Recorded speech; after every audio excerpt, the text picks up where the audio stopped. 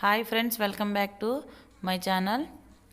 ముందుగా నా channel first time ఎవరైనా చూస్తూ ఉంటే ప్లీజ్ నా ఛానల్ని సబ్స్క్రైబ్ చేసుకొని పక్కనున్న బెల్ సింబల్ని ఆల్ అని క్లిక్ చేస్తే నా వీడియోస్ అప్లోడ్ చేయగానే మీకు నోటిఫికేషన్ అనేది వస్తుంది.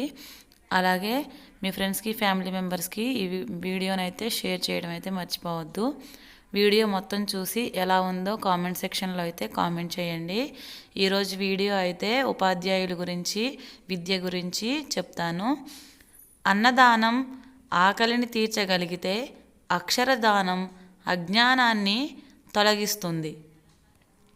చదువుందని గర్వపడకు, చదువు లేదని బాధపడకు.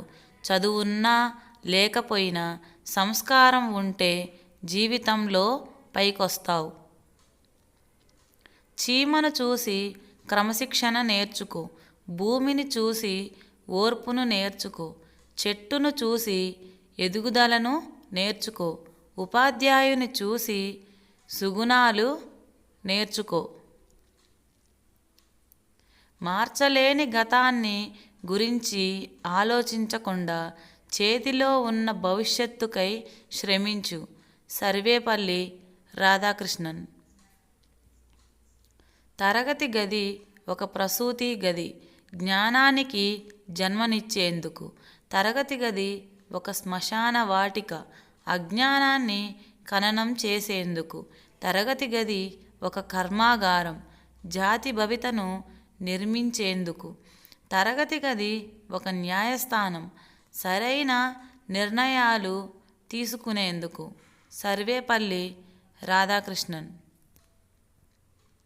అక్షరాలు నేర్పడంలో, ఆదర్శాలు నింపడంలో, ఆనందాలు పంచడంలో, అనుబంధాలు పెంచడంలో, మనుషులని కలవడంలో, మనుషులని మలచడంలో, మన ఉన్నతిని తమ ఉన్నతిగా భావించే నిస్వార్థ శ్రామికులు, మన జీవితాన్ని ఉన్నతంగా నిలబెట్టే నిజమైన దేవుళ్ళు ఉపాధ్యాయులు.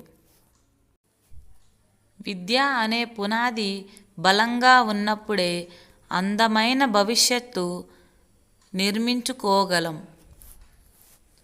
నిరంతరం నేర్చుకునే ఉపాధ్యాయుడే విద్యావంతులను తయారు చేయగలడు. ఈ ప్రపంచంలో ఎన్ని వందల వృత్తులు ఉన్నా వారందరిని తయారు చేసే వృత్తి ఉపాధ్యాయ వృత్తే. అందుకే ఆ వృత్తి అంటే నాకు ఎంతో గౌరవం.